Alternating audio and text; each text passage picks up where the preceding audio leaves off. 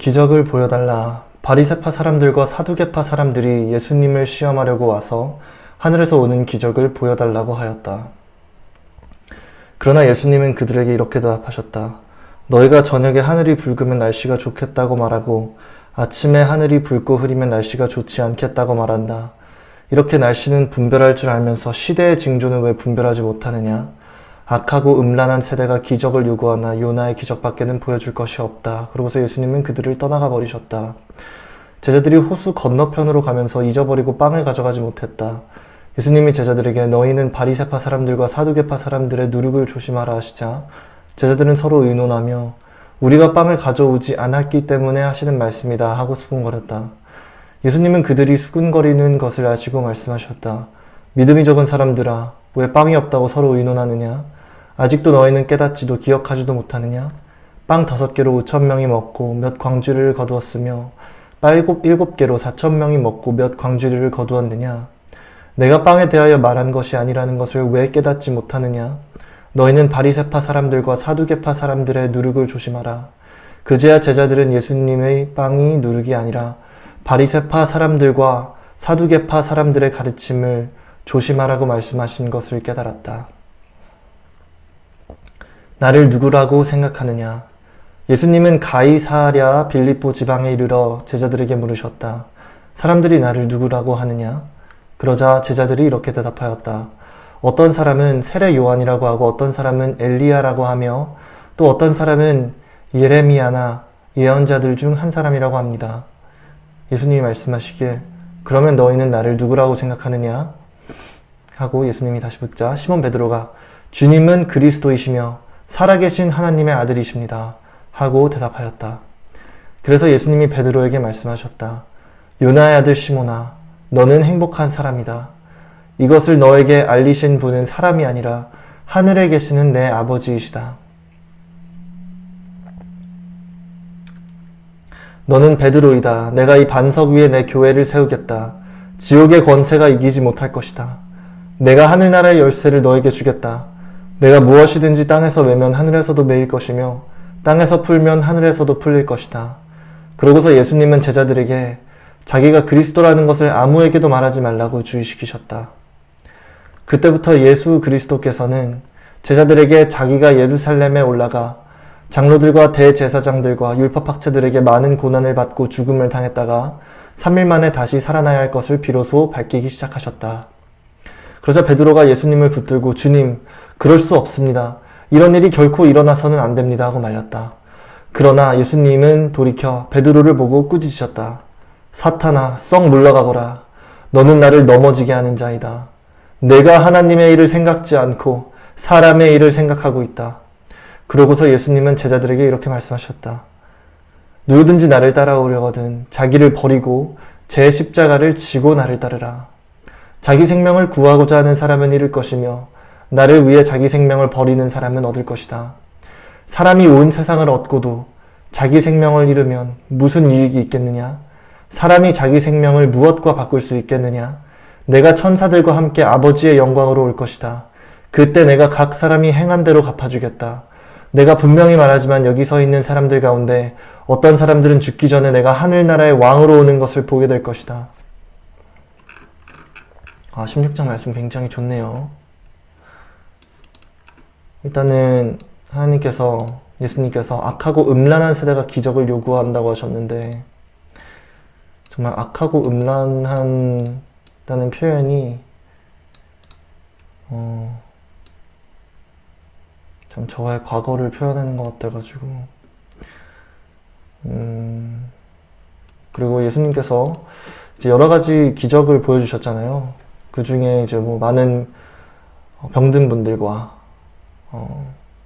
죽은 사람도 살려내시고 병자들을 고치시고 또 음식도 빵 5개, 빵 7개 이렇게 되는 걸로 정말 한 몇천 명, 5,000명, 4,000명 이상씩 이제 먹이셨는데 그런 기적을 계속해서 제자들과 사람들한테 보여줬는데도 불구하고 제자들은 계속해서 사람들이기 때문에 하는 걱정이 있잖아요. 그럼 그런 거를 계속 표현합니다. 표현하고 그런 마음을 갖습니다. 왜냐면 정말 하나님을 믿고 예수님을 믿었다면, 아, 예수님께서 지금 우리 당장 빵이 없더라도 또 기적을 보여주시겠지. 또 이 모든 게 하나님의 계획이시겠지. 이런 식으로 생각을 해야 되는데, 여기서 제자들은 서로 의논하며 우리가 빵을 가져오지 않았기 때문에 하시는 말씀이다 하고, 이제 예수님의 힘과 하나님의 그 전지전능하심을 의심하는 모습을 보여줍니다.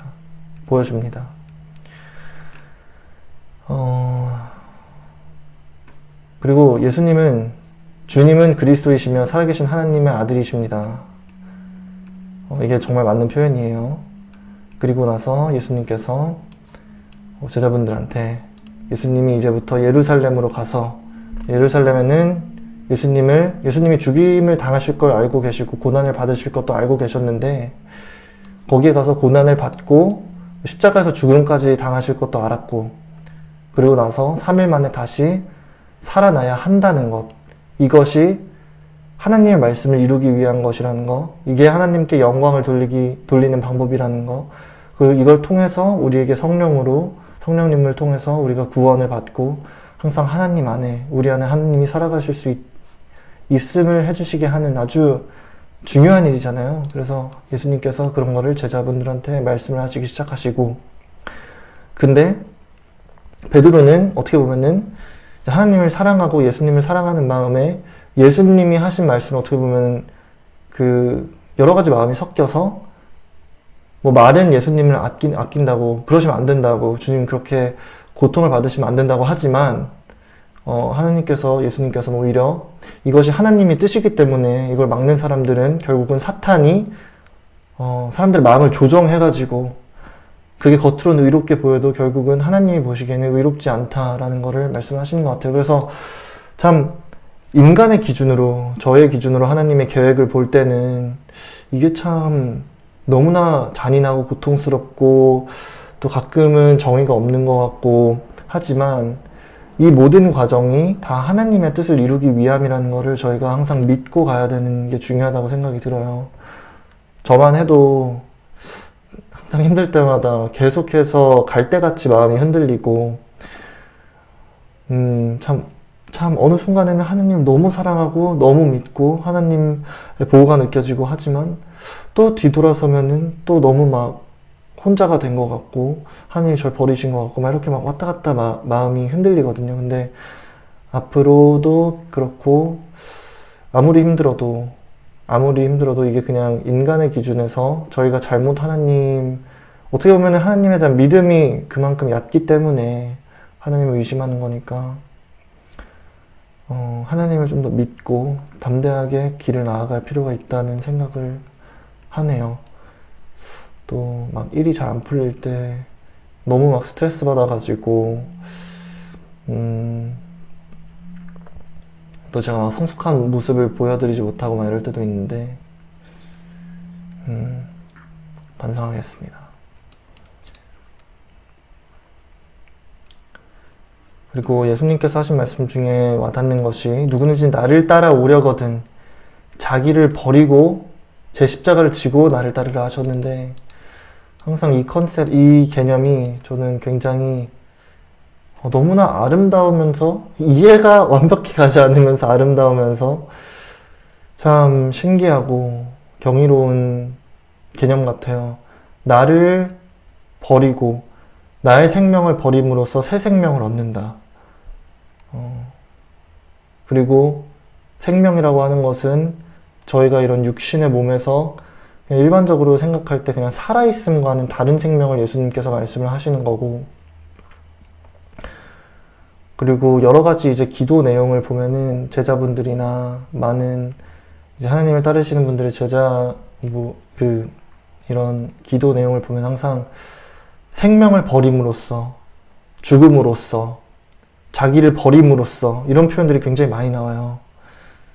근데 그만큼 하나님을 믿고 그만큼 세상보다는 하나님을 따르는 마음이 커야 된다라는 걸 강조하시는 것 같은데, 솔직히 이게 계속 성경에도 나오듯이 하나님이 그런 마음을 주시는 때가 오는 것 같아요. 갈구하면은. 신기하게 정말.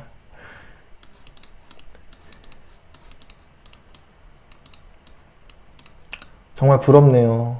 어떤 사람들은 죽기 전에 내가 하늘나라의 왕으로 오는 것을 보게 될 것이다 라고 하셨는데, 참 그런 기적을 정말 육신으로서 죽지 않고도 경험을 할 수 있다? 이건 얼마나 그 모습이 아름다울지 상상이 안 가요. 그런 축복을 받을 수 있으면 너무 좋을 것 같다는 생각을 합니다. 마태복음 17장 말씀, 영광 중에 예수님. 엿새 후 예수님은 베드로와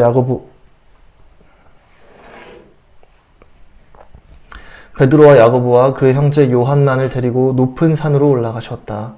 예수님은 그들이 보는 앞에서 모습이 변하여 얼굴이 해같이 빛나고 옷은 눈부시게 흐려졌다.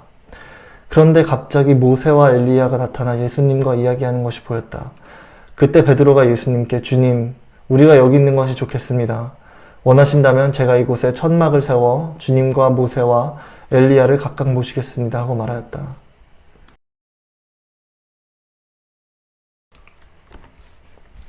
베드로의 말이 채 끝나기도 전에 빛나는 구름이 그들을 덮고 구름 속에서 이 사람은 내가 사랑하고 기뻐하는 내 아들이다. 너희는 그의 말을 들어라 하는 음성이 들려왔다. 제자들은 그 음성을 듣고 너무나 무서워 땅에 납작 엎드렸다. 그러자 예수님이 가까이 오셔서 제자들을 어루만지며 무서워 말고 일어나거라 하고 말씀하셨다. 제자들이 눈을 들어보니 예수님 외에는 아무도 보이지 않았다. 예수님은 제자들과 함께 산에서 내려오시는 길에 내가 죽었다가 다시 살아날 때까지는 지금 본 것을 아무에게도 말하지 말아라 하고 당부하셨다. 그때 제자들이 예수님께 그렇다면 왜 율법학자들은 엘리야가 먼저 와야 한다고 합니까? 하고 묻자 예수님은 이렇게 대답하셨다. 엘리야가 와서 모든 것을 바로잡을 것이다. 그러나 내가 너희에게 말한다. 사실 엘리야가 벌써 왔어도 사람들이 그를 몰라보고 함부로 대하였다. 이와 같이 나도 그들에게 고난을 받을 것이다. 그제서야 제자들은 예수님이 세례 요한에 대하여 말씀하셨다는 것을 깨닫게 되었다. 산에서 내려오신 예수님. 그들이 군중들에게 올라오자 어떤 사람이 예수님께 와서 무릎을 꿇고 말하였다. 주님, 제 아들을 불쌍히 여겨주십시오. 그가 간질병에 걸려서 몹시 고생하며 자주 불에 넘어지기도 하고 물에 빠지기도 합니다. 그래서 주님의 제자들에게 데려왔으나 고치지 못했습니다. 그러자 예수님은 믿음이 없고 삐뚤어진 세대여, 내가 언제까지 너희와 함께 있어야 하겠느냐? 너희를 보고 내가 언제까지 참아야 하겠느냐? 아이를 이리 데려오너라 하고 말씀하셨다. 그러고서 예수님이 귀신을 꾸짖으시자 귀신이 아이에게서 나가고 바로 그 순간에 아이가 나왔다. 그때 제자들이 예수님께 조용히 와서 왜 우리는 귀신을 쫓아낼 수 없습니까? 하고 물었다. 그래서 예수님은 그들에게 이렇게 말씀하셨다. 너희의 믿음이 적기 때문이다. 내가 분명히 말한다. 만일 너희에게 겨자씨 한 알만한 믿음이 있다면 이 산을 향해 여기서 저기로 옮겨가거라 하여도 그대로 될 것이며 너희에게 못할 일이 하나도 없을 것이다. 그러나 이런 귀신은 기도와 금식이 아니면 나가지 않는다. 제자들이 갈릴리에 모였을 때 예수님이 그들에게 내가 사람들의 손에 넘어가 죽음을 당하고 3일 만에 다시 살아날 것이다 하고 말씀하시자 제자들은 큰 슬픔에 잠겼다. 그들이 가버나움으로 갔을 때 성전세 받는 사람들이 베드로에게 와서 당신들의 선생님은 성전세를 안 바치십니까? 하고 물었다. 그래서 베드로는 아닙니다. 바칩니다. 하고 대답하였다. 베드로가 집에 들어갔을 때 예수님이 먼저 말씀하셨다. 시몬아, 너는 어떻게 생각하느냐? 세상 왕들이 누구에게서 관세나 세금을 받느냐? 자기 아들들에게서냐 아니면 다른 사람에게서냐? 그때 베드로가 다른 사람에게서 받습니다. 하고 대답하자 예수님이 이렇게 말씀하셨다. 그렇다면 아들들은 세금을 내지 않아도 된다. 그러나 우리가 그들의 감정을 사가게 해서는 안 되겠다. 너는 바다에 가서 낚시를 던져라. 먼저 잡히는 고기의 입을 벌리면 은화 1개가 있을 것이다.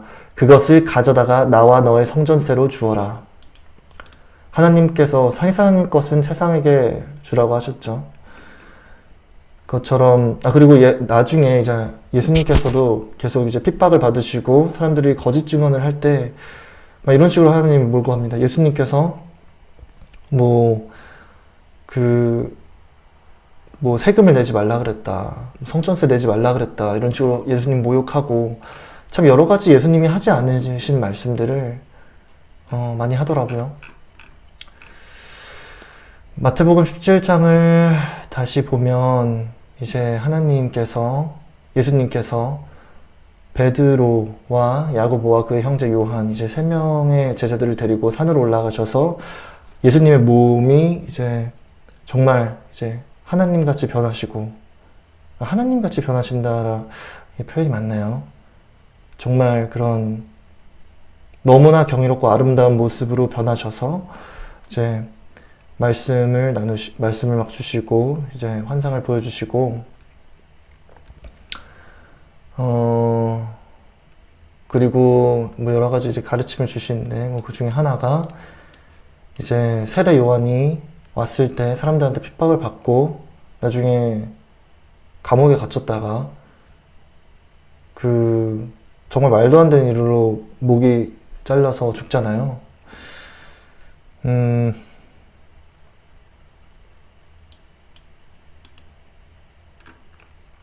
그런 것처럼 예수님께서도 이제 똑같이 핍박받고, 그리고 또 죽음을 맞이하실 거라고 말씀을 하셨고, 그리고 예수님께서는 믿음의 중요성에 대해서 또 말씀을 하셨고, 겨자 하나일 만한 믿음이 있다면 산도 움직이게 할 수 있다라고 말씀하셨습니다. 그만큼 이런 말씀을 들어보면은 저를 이제 물어보게 돼요. 저한테 스스로. 저는 과연 정말로 믿음이 있는가? 그냥 행위로서 기도를 하고 행위로서 여러 가지 뭐 찬양을 하고 있는 것이 아닌가? 정말 제 마음은 어디 있지?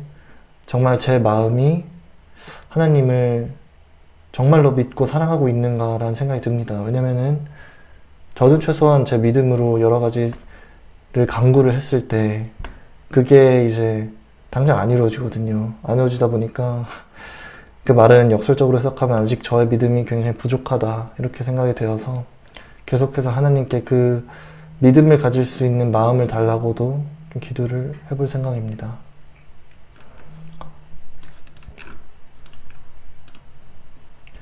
마태복음 18장 말씀, 어린아이와 같이 되라. 굉장히 좋은 말씀입니다. 그때 제자들이 예수님께 와서 하늘나라에서는 누가 가장 위대합니까? 하고 물었다. 그래서 예수님은 한 어린아이를 불러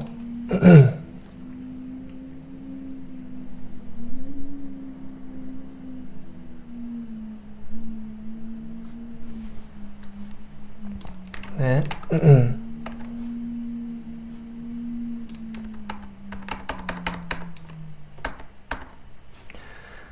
1절 말씀, 그때 제자들이 예수님께 와서 하늘나라에서는 누가 가장 위대합니까? 하고 물었다. 그래서 예수님은 한 어린아이를 불러 그들 가운데 세우시고 이렇게 말씀하셨다. 내가 분명히 말해둔다. 너희가 변화되어 어린아이와 같이 되지 않으면, 결코 하늘나라에 들어가지 못할 것이다. 그러므로 하늘나라에서 가장 위대한 사람은 이 어린아이처럼 자기를 낮추는 사람이다. 누구든지 내 이름으로 이런 어린아이를 영접하면 곧 나를 영접하는 것이다. 그러나 누구든지 나를 믿는 이런 어린아이 하나의 죄를 짓게 하는 사람은 차라리 목에 큰 맷돌짝을 달고 깊은 바다에 빠져 죽는 것이 낫다. 저는 누구든지 나를 믿는 이런 어린아이 하나를 죄짓게 하는 사람이라고 했을 때는 가장 먼저 생각나는 게 잘못된 가르침, 하나님의 말씀을 왜곡해서 가르치는 분들이 제일 먼저 생각이 나고요. 그리고 하나님께서 주신 이 말씀을 읽을 때는 제가 이제 미국에서 그때 그 교회의 도움으로, 어떻게 보면 교회가 저한테 도움을 준 건데, 저한테 은혜를 통해서 제가 아이들에게, 아이들과 함께 하나님을 섬길 수 있는 그런 봉사 활동을 할 수가 있었거든요. 근데 정말 그 아이들이 막 2살, 3살, 4살, 5살 이런 아이들인데, 정말 어린아이와 같이 어린아이들 보면은 진짜 이렇게 하나님을 경배해야 되는구나, 이렇게 즐겁고 순수한 마음으로 하나님을 찬양하고 하나님을 믿고 하나님 안에서 이렇게 기뻐해야 하는구나. 어린아이들처럼 정말 이런 저희가 이제 살면서 갖게 되는 자아나 이런 것들을 그냥 다 버려버리고, 진짜로 하나님 있을 때 정말 어린아이처럼 자기를 그냥 다 낮추고, 정말 하나님만을 보고 기쁘게 찬양을 하고 하나님을 섬기는 방법을 배워야 되겠구나, 이런 생각을 많이 했습니다. 그리고 이런 어린아이들을 볼 때 어떻게 교회에서는 저한테 이제 봉사를 할 수 있는 기회를 준 거지만, 어떻게 보면 저는 어린아이가 오히려 저한테 더 큰 은혜를 주는 것 같더라고요. 제가 어린아이들을 도와주는 게 아니라 너무 순수한 마음들을 보고 그런 영혼들을 보다 보니까 제 마음까지 다 치유가 되는 거 있죠. 그래서 지금은 참 제가 너무나 많은 실수를 하고, 또 정말 어느 때에 진짜 어린아이들과 함께 하나님을 섬길 수 있는 그런 기회가 정말 언젠가 죽기 전에는 왔으면 좋겠다는 소망을 갖고 있습니다. 어린아이들 볼 때 제일 행복한 것 같아요.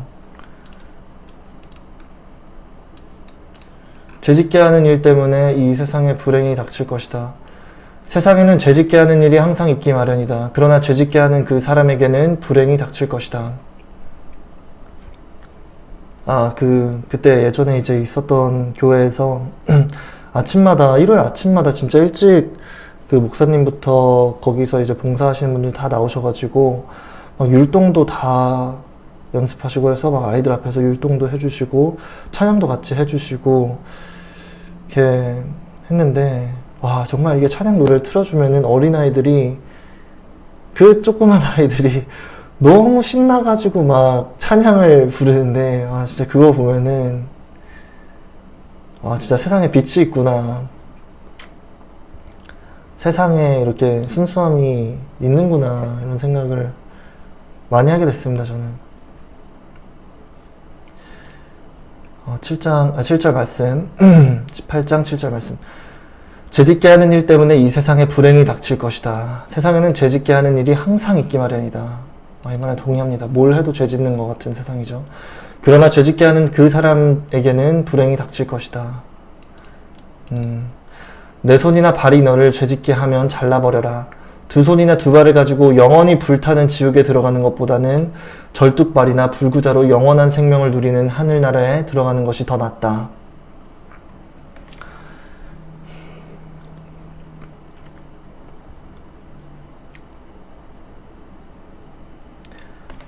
진짜 이런 기준으로 따지면은 저는 아마 나만 아는 몸이 없을 것 같습니다. 그리고 정말 이만큼 엄격하시다는 생각을 가지고 또 저를 오늘 또 잘못한 게 뭐가 있을까요? 제가 잘못한 건 항상 많아요. 항상 너무 많고.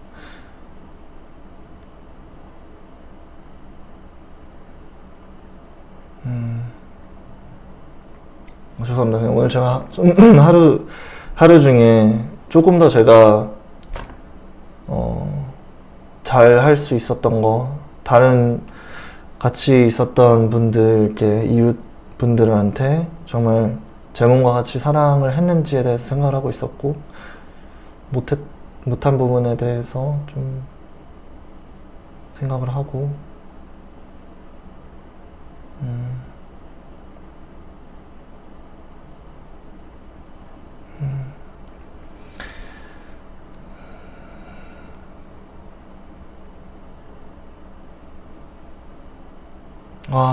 알겠습니다. 죄송합니다. 그냥 잠시 회개의 시간을 가지고 있었어요. 내 눈이 너를 죄짓게 하면 빼어버려라. 두 눈을 가지고 불타는 지옥에 들어가는 것보다는 외눈으로 하나님 나라에 들어가는 것이 더 낫다. 너희는 이런 어린아이 하나라도 업신여기지 않도록 조심하라. 그들의 천사들이 하늘에 계신 내 아버지를 항상 뵙고 있다. 미국에서 있었던 교회에서는 참 교회에 그 숫자가 많지 않아서 그런지 정말 온 가족 단위로 교회에 오는 분들이 되게 많았는데, 한국에도 그런 교회가 있는지 궁금하네요. 정말 가족 단위로 교회에 올 때 참 그 모습이 너무 보기가 좋습니다. 그들의 천사들이 하늘에 계신 내 아버지를 항상 뵙고 있다. 할렐루야. 나는 잃어버린 사람을 구원하러 왔다. 너희는 어떻게 생각하느냐? 어떤 사람에게 양 100마리가 있는데 그 중 한 마리가 길을 잃으면 99마리를 산에 두고 가서 길 잃은 양을 찾지 않겠느냐? 내가 너희에게 분명히 말하지만 그가 양을 찾으면 길을 잃지 않은 99마리 양보다 그 한 마리 양 때문에 더 기뻐할 것이다. 이와 같이 하늘에 계신 너의 아버지께서는 이런 어린아이 하나라도 잃는 것을 원치 않으신다.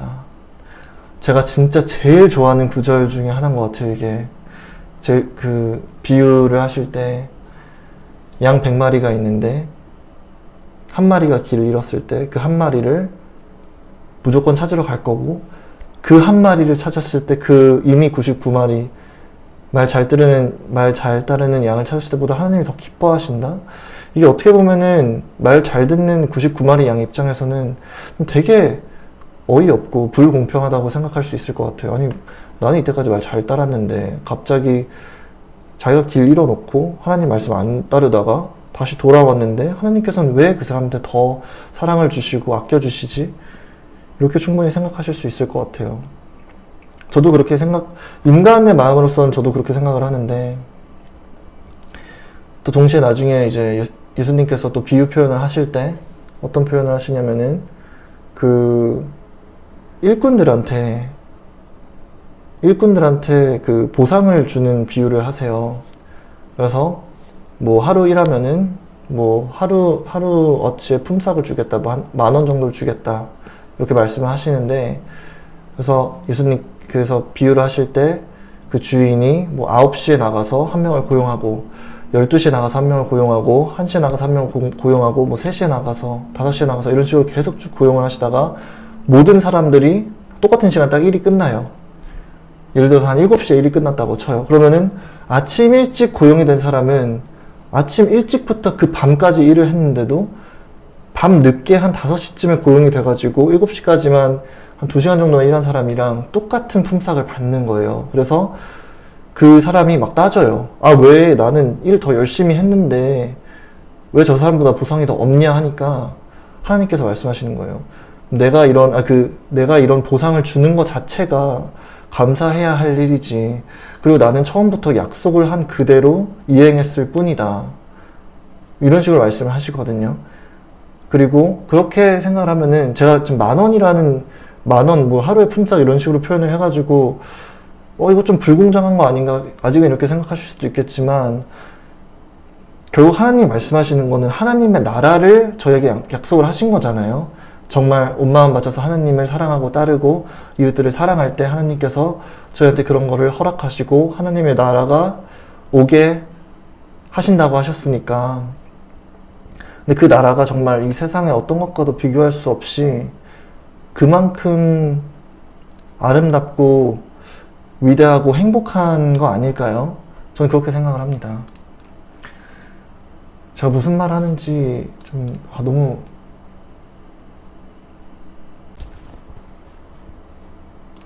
죄송합니다. 잠시만요. 1분만 시간 주세요.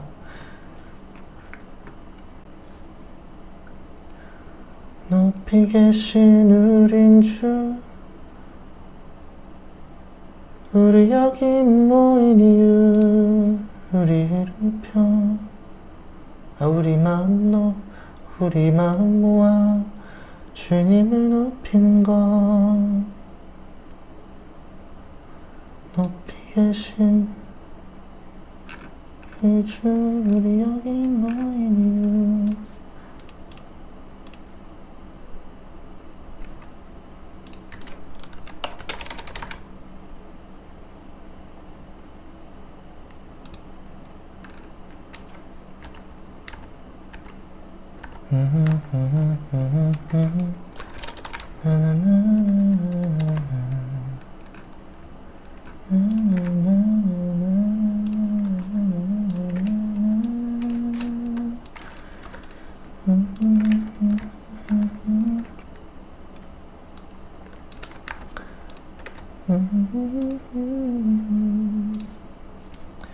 자, 계속해서 읽겠습니다.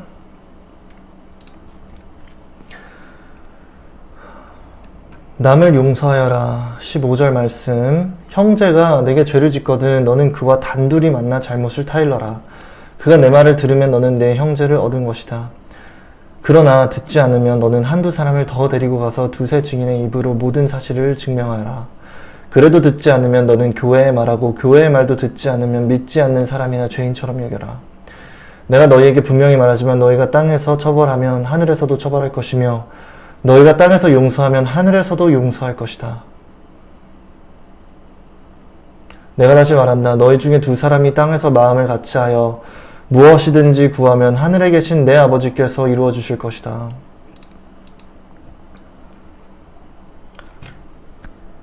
하늘에 계신 하나님 아버지, 우리가 하나님을 온 마음 다해서 사랑할 수 있고 또 우리 이웃들을 저의 몸같이 사랑할 수 있는 마음 저희에게 주세요.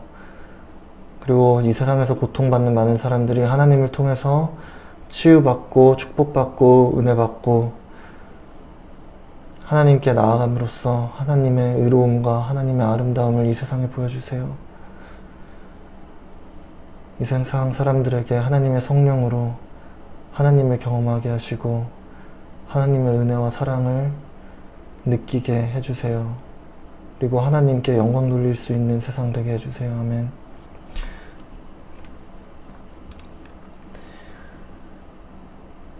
이 19절 말씀이 굉장히 중요해요. 예수님께서 기도를 드릴 때 이제 저처럼 여기서 사람들 앞에서 기도하는 것처럼 보여주기식 기도하지 말고 혼자 있을 때 혼자 방에 들어가가지고 아무도 안 볼 때 기도를 하라고 하시잖아요. 그렇게 했을 때 복을 주신다라고 하시는데 그것도 중요하고 또 이렇게 거룩한 공교회 성도들과 교제와 같이 이렇게 정말 믿는 사람들끼리 함께 한 곳에서 또 기도드리고 찬양하고 이것도 굉장히 중요하게 생각하신다라고 하시는 것 같아요. 그래서 저도 이제 가끔씩 이제 성경을 읽다가 이게 교회를 가야 되는 건가 말아야 되는 건가 이런 생각을 하다가도 딱 이 구절을 읽으면은 아, 교회 가야 되는구나. 그리고 교회를 무조건 이제 물론 잘못된 곳 가시면 안 되죠. 잘못된 곳 가시면 안 되는데 어느 정도 좀 믿음이 있고 이런 곳에 가시거나 특히나 처음 신앙심이 그렇게 깊지 않으신 분은 그리고 정말로 전파하실 수 있는 능력이 있으신 분은 지금 어느 교회도 가도 이제 상관이 없을 것 같은데 잘 모르겠어요. 하나님의 말씀을 전파하는 방법이 워낙 여러 방법이 있고 또 하나님의 말씀을 전파할 때 이제 바리새파인들과 율법학자들이 예수님을 핍박하고 또 예수님의 제자들과 그 따르는 많은 사람들을 핍박하고 막 돌로 쳐서 죽이고 막 십자가형하고 했듯이 저희가 이 세상에서도 이제 하나님의 진정한 말씀을 따르고 이런 말씀들을 전파할 때 많은 어려움이 있고 고난이 있을 거라고 생각을 해가지고 제가 좀 쓸데없는 말을 많이 했는데 제가 이 말씀을 드리는 이유는 제 주변에도 그런 친구들이 되게 많았어요. 그냥 하나님 믿는데 이런 집합에는 아예 안 간다 하는데 정말 어느 순간에는 좀 마음이 많이 치유되시고 열리시고 다시 하나님 믿으실 때 진짜로 좀 마음이 맞는 그런 교회에 가셨으면 좋겠다라는 생각을 합니다. 저도 이게 뭐 귀찮아서 안 가는 것보다는 계속해서 좀 의심이 계속 들고 이 교회가 진짜로 하나님 말씀을 있는 그대로 따르는 교회인가? 아니면 정말 TV에서 보는 이런 교회인가? 계속해서 이런 의심들이 들어가지고 좀 가는 게 되게 꺼려지는데 그래도 그런 거는 오히려 사탄의 유혹이라고 생각을 하고 정말 하나님 말씀으로 무장을 해서 가서 좀 하나님 조금이라도 찬양 더 드리고, 마음 맞는 사람들 좀 더 찾고, 이러는데 좀 더 노력을 해야겠다라는 생각을 합니다. 이거 다시 읽어서 굉장히 저한테 도움이 됐어요. 21절, 그때 베드로가 예수님께 와서 주님, 형제가 내게 죄를 지었을 때 몇 번이나 용서해야 합니까? 7번까지면 되겠습니까? 하고 묻자 예수님은 이렇게 말씀하셨다. 7번이 아니라 70번씩 7번이라도 용서하여라. 그러므로 하늘나라는 종들과 계산을 하려는 왕과 같다. 계산을 시작하다 10,000달란트 빚진 한 종이 왕 앞에 끌려왔다. 그 종에게는 빚을 갚을 돈이 없었으므로 왕은 종에게 그와 아내와 자식들과 그가 가진 것 전부를 팔아서 빚을 갚으라고 명령하였다. 그러자 종은 왕에게 엎드려 조금만 참아주십시오. 그러면 다 갚아드리겠습니다 하고 간청하였다. 그래서 왕은 그를 불쌍히 여겨 빚을 모두 면제해주고 놓아주었다. 그러나 그 종은 나가 자기에게 100데나리온 빚진 동료를 만나 멱살을 잡고 당장 내 돈을 내놔 하면서 재촉하였다. 그 동료는 엎드려 조금만 참아주게 반드시 갚겠네 하고 간청하였다. 그러나 그 종은 그 사람의 간청을 들어주지 않고 빚을 다 갚을 때까지 그를 감옥에 가둬버렸다. 다른 종들이 그가 하는 짓을 보고 몹시 마음이 아파 왕에게 가서 모두 일러 바쳤다. 그래서 왕이 그 종을 불러 말하였다. 내 이놈, 내가 간청하기에 모든 빚을 면제해주지 않았느냐? 그렇다면 내가 너를 불쌍히 여긴 것처럼 너도 내 동료를 불쌍히 여기는 것이 마땅하지 않느냐? 그러고서 왕은 화를 내며 빚을 다 갚을 때까지 그 종을 가두어뒀다. 너희가 진심으로 형제를 용서하지 않으면 하늘에 계신 내 아버지께서도 너희에게 그와 같이 하실 것이다. 이것도 너무 좋은 말씀이신 것 같아요. 제가 감히 아무것도 모르고 부족한 사람으로서 그래도 하나님의 마음을 조금이라도 이해를 해보려고 하자면 하나님께서 말씀하신 이 비유의 이야기에서는 이 왕이 정말로 너그러운 마음으로 종이 빚을 졌는데도 불구하고 이걸 면제를 해줬잖아요. 근데 이 종은 이렇게 큰 은혜를 받고 나서 다른 사람들한테도 자비를 베풀지 못할지언정 오히려 멱살을 잡고 내 돈 내놔 이러면서 굉장히 이중적인 모습을 보여줬어요. 그리고 그거를 왕이 잘못됐다고 생각하고 벌을 줬죠. 자, 이거를 이제 하나님, 결국 이게 말씀하신 모든 것들은 하나님의 말씀을 저희가 전파하기 위해서 비유법을 쓰시는 거니까 제가 굳이 해석을 해보자면 저희도 이제 살아가면서 이 사람 저 사람 만나고 여러 가지 관계를 맺게 됩니다. 그러면서 아마 실망 한번 안 해보신 분 없을 것 같아요. 상처 안 받아보고 인간관계에 조금 그런 실망감을 오히려 좀 더 많이 갖고 좀 믿음을 다시 갖기 힘들고 이런 마음을 가지신 분들이 되게 많을 것 같아요. 최소한 저는 그랬어요. 근데 저희도 이렇게 많은 사람한테 실망을 하고 하게 되면은 점점 믿음을 잃게 되고 사람들을 볼 때 원래 같았으면 그냥 바로 믿고 할 거를 좀 정말 여러 가지 막 그런 마음이 생겨요. 근데 하물며 하나님께서는 저희는 뭐 한 100년 산다고 길어야 100년 산다고 해도 하나님께서는 천지를 창조하시고 지금까지 항상 저희와 함께 계셨던 분이잖아요. 그리고 그분은 정말 수없이 많은 인간들한테 배신을 항상 당하시고 항상 맨날 막 하나님 따른다고 했다가 막 배신하고 이런 게 무한 반복이 됐을 텐데 그럼에도 불구하고 하나님께서는 저희를 위해서 예수님을 보내주시고 또 여러 가지 계속해서 용서를 주시고 또 저희에게 기적을 보여주시고 하나님의 사랑을 계속 보여주셨잖아요. 그런 것처럼 하나님이 어떻게 보면 그 많은 것을 겪으시고 나서 이제 저희가 하나님과 이제 새로운 관계를 시작할 때 또 저희가 하나님 믿습니다. 하나님 막 사랑합니다. 이럴 때 하나님이 그렇게 수많은 배신들을 겪어 오시고 나서 저희의 그런 말을 들으면은 되게 웃기지도 않을 것 같아요. 너무 물 보듯이 뻔하고 당연히 하나님께서는 실망하실 거를 또 알고 계시면서도 그래도 또 저희를 항상 이제 용서를 해주시고 또 사랑으로 베풀어 주시는데 하나님께서 그렇게 큰 마음을 가지고 저희를 사랑해 주실 때 저희들도 하나님의 그 완벽한 마음을 배워가지고 저희들도 그리스도인으로서 이제 예수님을 죽이려고 하는 사람들까지도 위해서 기도를 해주셨듯이 저희들도 정말 아무리 막 상처를 많이 받고 또 오히려 뭐 저희를 해하려고 하고 이런 사람들을 위해서도 정말 그리스도인이라면은 좀 기도하는 마음을 하나님을 닮아서 하나님의 마음을 본받아서 또 그 사람들을 위해서 기도하고 또 베풀고 또 사랑받기보다는 사랑하고 용서받기보다는 용서하고 이해받기보다는 이해하는 그런 마음을 가지려고 노력해야 하는 것 같다라고 저는 그냥 감히 한번 생각을 해봅니다. 그리고 하나님께서도 항상 말씀하시는 게 용서함으로써 용서받고 줌으로써 우리가 받고 또 이 생을 포기할 때, 이 삶을 포기할 때 죽음으로써 영생을 얻는다고 이런 말씀을 하시는데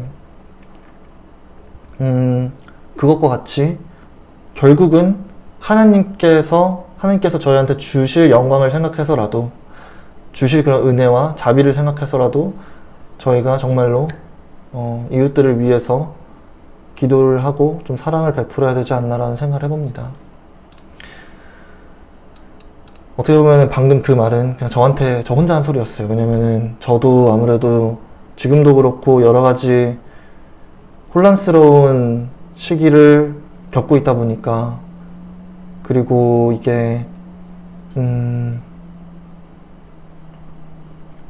어떻게 보면은 많은 분들이 저를 욕하실 수도 있는 거잖아요. 아, 너는 가족들이 있는데 가족들 다 피로 엮여 있는데 그렇게까지 막 너 잘 챙겨주고 너 걱정 없이 살도록 해줬는데 지금 와서 네가 지금 하는 행동이 잘 된 거냐, 너는 잘못된 거다 했을 때 저도 계속 생각하게 돼요.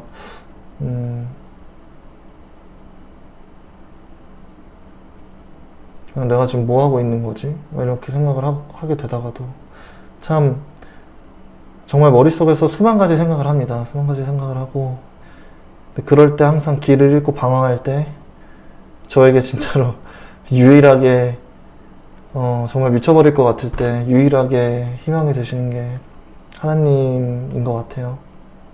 그냥 하나님께서 저 같은 죄인을 용서해 주시고 그냥 이 땅에 살아 있을 수 있는 기적을 베푸신 그 완벽하신 사랑을 보고 저도 배우고 싶습니다.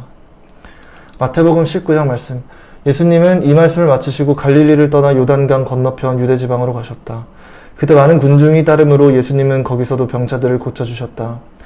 결혼과 이혼. 바리새파 사람들이 예수님을 시험하려고 와서 구실만 있으면 남편이 아내를 버려도 좋습니까? 하고 물었다. 참. 그래서 예수님이 이렇게 대답하셨다. 너희는 사람을 창조하신 분이 처음에 남자와 여자를 만드시고 그러므로 남자가 부모를 떠나 자기 아내와 합하여 두 사람이 한 몸이 될 것이다 라고 하신 말씀을 읽지 못하였느냐? 그렇게 되면 두 몸이 아니라 한 몸이다. 그러므로 하나님께서 짝지어 주신 것을 사람이 나누지 못할 것이다. 그렇다면 왜 모세는 이혼 증서를 써주고 아내와 이혼하라고 했습니까? 하고 이제 바리새파 사람들이 묻자 예수님은 이렇게 대답하셨다. 그것은 너희가 고집이 세고 악하기 때문에 아내와 이혼하는 것을 허락한 것이지 처음부터 그랬던 것은 아니다. 그래서 내가 너희에게 말하지만 음행한 일도 없는데 자기 아내와 이혼하고 다른 여자와 결혼한 사람은 간음죄를 짓는 것이다. 제자들이 예수님께 남편과 아내의 관계가 그런 것이면 차라리 결혼을 하지 않는 것이 더 낫겠습니까? 참. 예수님이 그들에게 말씀하셨다. 모든 사람이 다 이 말대로 할 수는 없고 하나님이 허락하신 사람들만 그렇게 할 수 있다.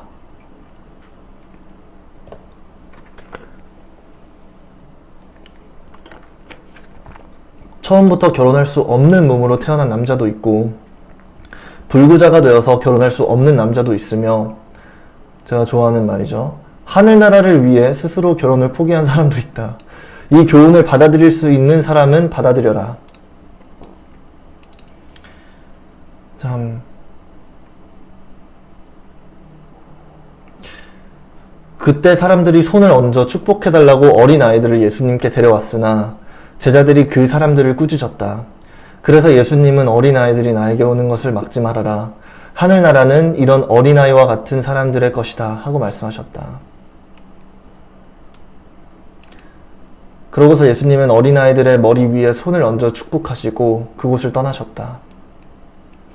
부자 청년, 한 청년이 예수님께 와서 물었다. 선생님, 제가 영원한 생명을 얻으려면 어떤 선한 일을 해야 합니까? 어째서 선한 일을 나에게 묻느냐? 선한 분은 한 분밖에 없다. 내가 영원한 생명을 얻으려면 계명을 지켜라. 계명. 어느 계명입니까? 예수님이 말씀하시기에 살인하지 말아라. 간음하지 말아라. 도둑질하지 말아라. 거짓 증언하지 말아라. 내 부모를 존경하라. 그리고 내 이웃을 내 몸과 같이 사랑하라는 계명이다. 그러자 한 청년이 말했어요. 저는 이 모든 계명을 다 지켰습니다. 아직 저에게 부족한 것이 있다면 무엇입니까? 그러자 예수님이 말씀하시기를 내가 완전한 사람이 되려면 가서 내 재산을 다 팔아 가난한 사람들에게 주어라. 그러면 내가 하늘에서 보물을 얻을 것이다. 그리고 와서 나를 따르라. 그러나 그 청년은 재산이 많음으로 이 말씀을 듣고 근심하며 가버렸다. 그때 예수님이 제자들에게 이렇게 말씀하셨다. 저 이 말씀도 굉장히 너무 좋아하는 말씀이에요. 내가 완전한 사람이 되려면 가서 내 재산을 다 팔아 가난한 사람들에게 주어라. 그러면 너가 하늘에서 보물을 얻을 것이다.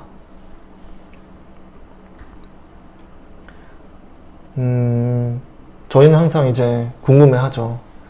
과연 우리는 하나님을 진짜 예수님을 정말로 따르고 있을까?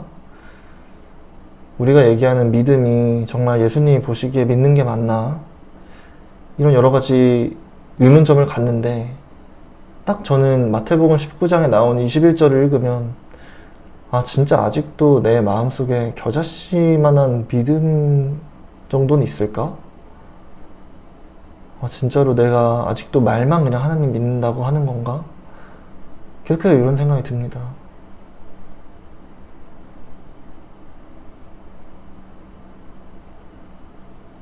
참 마태복음을 읽을 때면은 정말로 의로움의 기준이 무엇인지를 하나님께서 재정립해 주시는 것 같아요. 아무래도 오랜 세월을 너무나 잘못되고 타락한 저만의 자기 합리화 속에 이루어진 그런 잘못된 사람의 의의 기준으로 삶을 살아가다 보니까 정말 하나님께서 말씀하시는 의의 기준을 항상 들어보면은 진짜 제가 아직 갈 길 멀었구나. 어떻게 하면은 더 믿음을 기를 수 있지? 어떻게 하면 이런 용기를 얻을 수 있지? 계속해서 반성하게 되는 것 같아요. 그리고 그냥 말만 기도를 하는 게 아니라, 기도를 하고 계속 막 회개하는 게 아니라 진짜로 이 모든 거를 다 제가 실천할 수 있는 날이 빨리 왔으면 좋겠어요. 그때 예수님이 제자들에게 이렇게 말씀하셨다. 내가 분명히 너에게 말한다. 부자는 하늘나라에 들어가기가 매우 어렵다.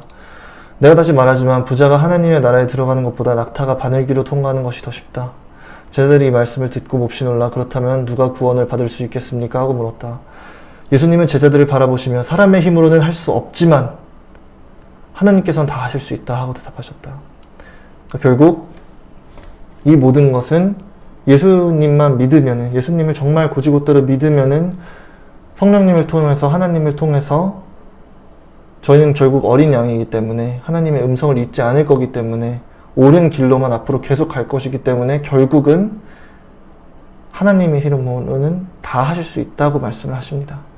그래서 아무리 이것들이 참 힘들어 보여도 정말 예수님 믿고 기도드리고 정말 기쁜 마음으로 섬기고 하면은 하나님께서 기적을 보여주실 거라고 저는 믿습니다.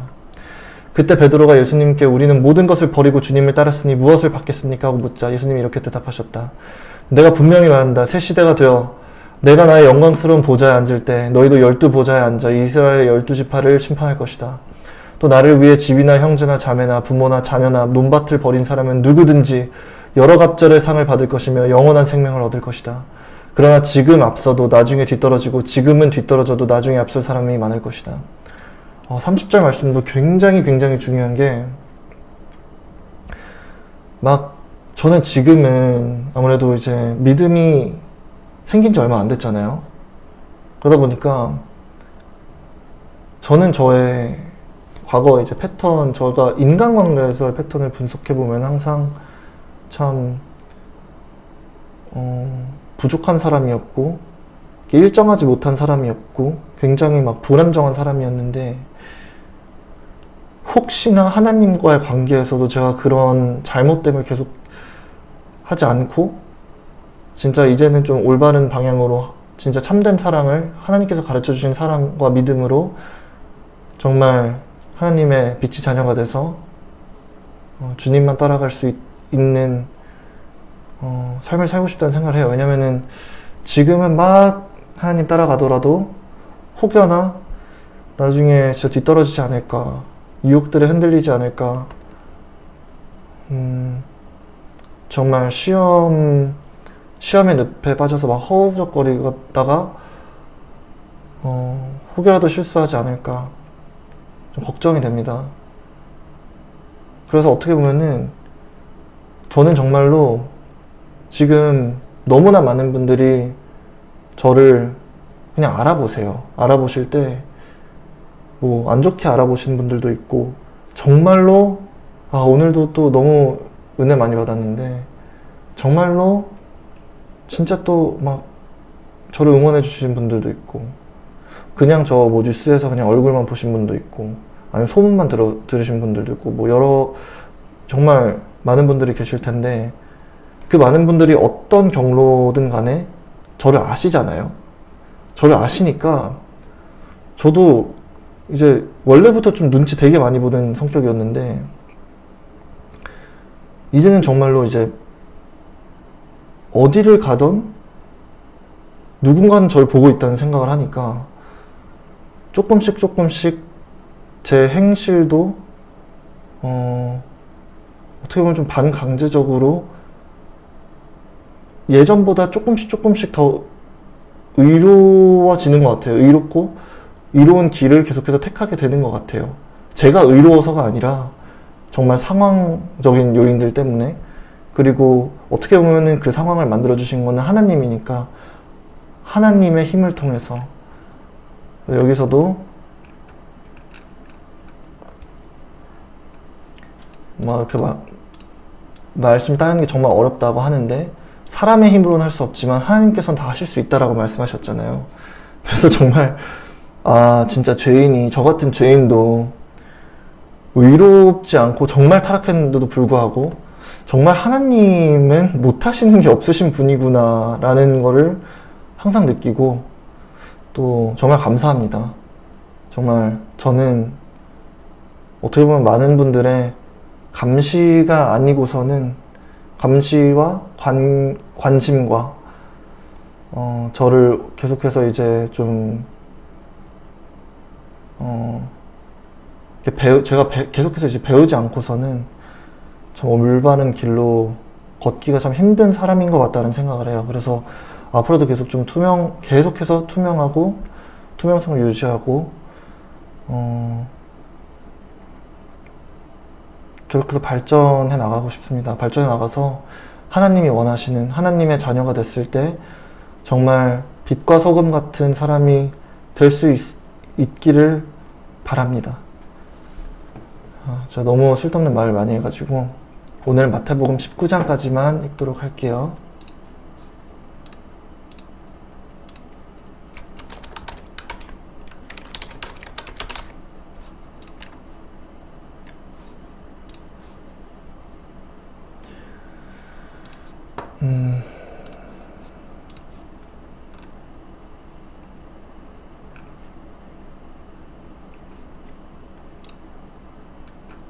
나중에 아니면 언제든지 진짜 기회가 되면 이런 아름다운 그 일을 할 수 있는 시간이 왔으면 좋겠어요, 진짜로.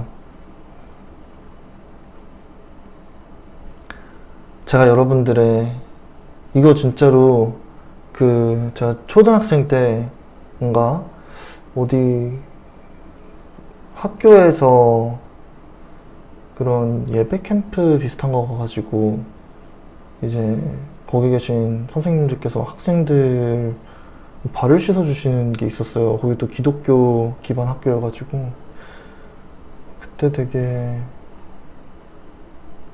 참 그땐 잘 몰랐었는데 지금 와서 생각해보면 아 진짜 그게 참 아름다운 순간이었구나 라는 생각을 해서 저도 진짜 나중에 막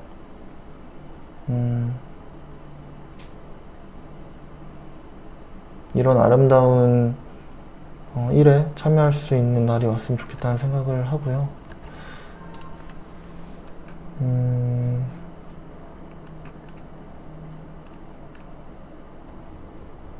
참 아름다운 그림들이 많은데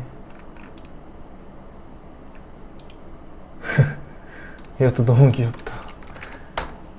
저 양들이 이렇게 귀여운지 몰랐어요.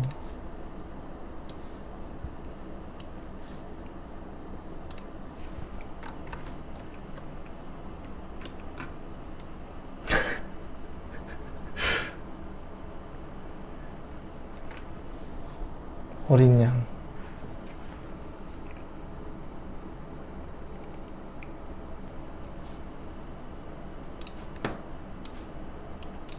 금방 방송 끝내도록 할게요.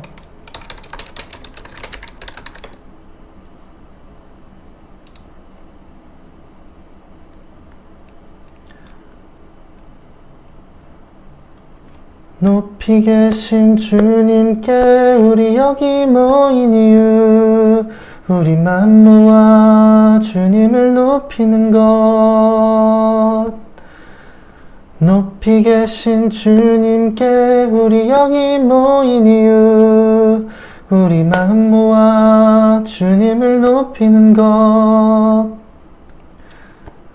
우리 주 안에서 노래하며 주의 이름 찬양해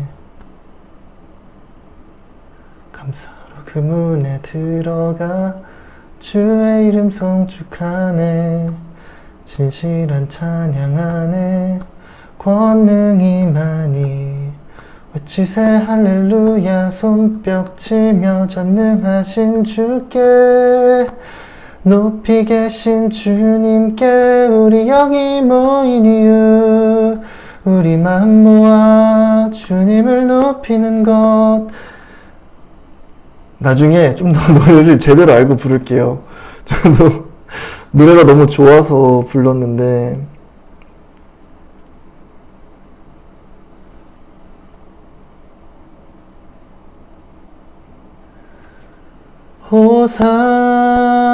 호산나 호산나 구원의 주 하나님 찬양 받으실 주님 호산나 호산나 내 안에 임하셔서 주님의 뜻 이루소서 주께 드린 마음 다한 아니구나 이것도 좀 연습을 하고 부르겠습니다.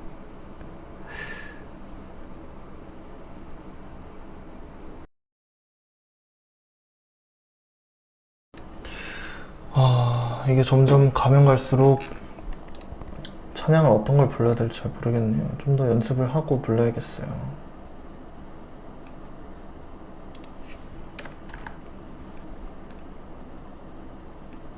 와, 여러분, 해피 어린이날입니다. 와, 신기하게 어린이날인데, 딱 마태복음이 어린이들에 대한 얘기가 나왔네요. 할렐루야.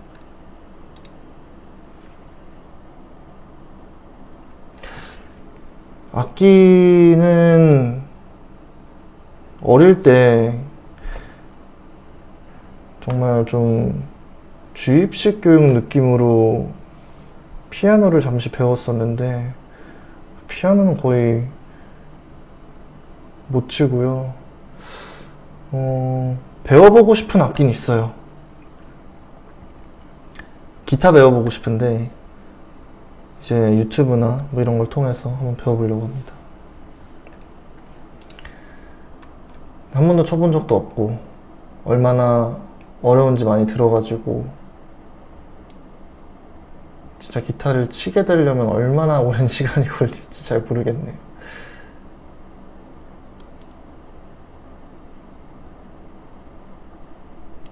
미니님께서 전 어린 시절 너무 힘들어서 기억이 없어요 말씀하셨는데 그만큼 상처가 많으시고 한 것 같아요.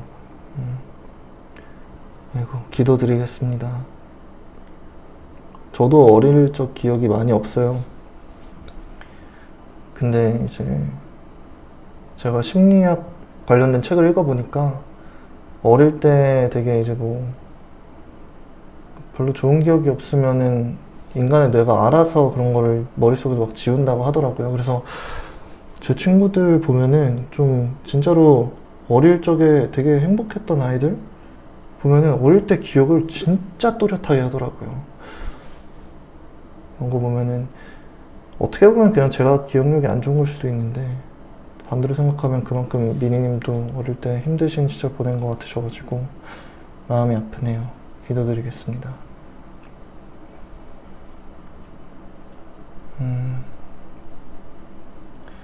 네, 마커스 워시 분들, 아티스트님 노래들도 너무 좋은 게 많은데 제가 듣고 아직도 좀 익숙해질 때까지 연습을 하고 있어요. 노래가 너무 좋은 게 많아가지고 저도 그냥 듣다 보니까 이게 부를 수 있는 거랑은 좀 또 다르더라고요.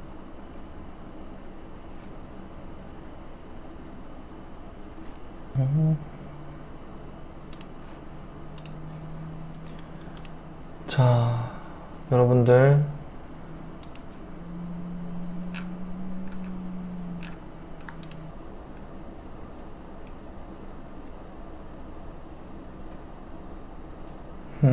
오솔레미오님께서 아이들이 행복한 나라가 최고라고 하셨는데 저도 동의합니다.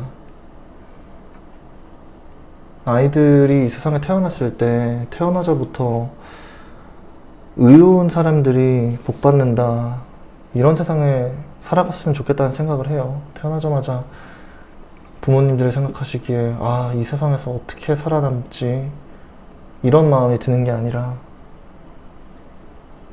참 의로운 사람들이 좀 더 각광받고 빛나고 그럴 수 있는 환경이 만들어졌으면 좋겠다는 생각을 합니다.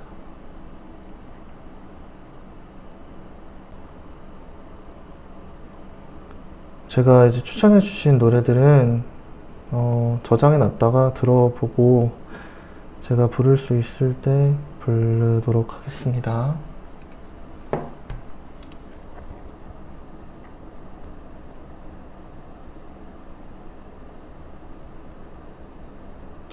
한영열님께서 아주 좋은 말씀 해주셨어요. 고난이 복이에요. 그래야 예수님을 가까이 합니다. 오형동님께서 속히 주님만 날아가고 싶어요. 영적으로 깨어있으라고 하신 주님. 아멘입니다.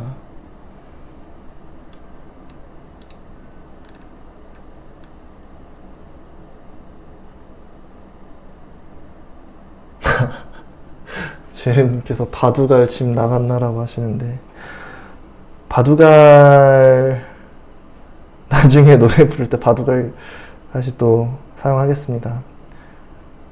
바두갈이 있을 때 노래 부르는 게 좀 더 편한 것 같아요.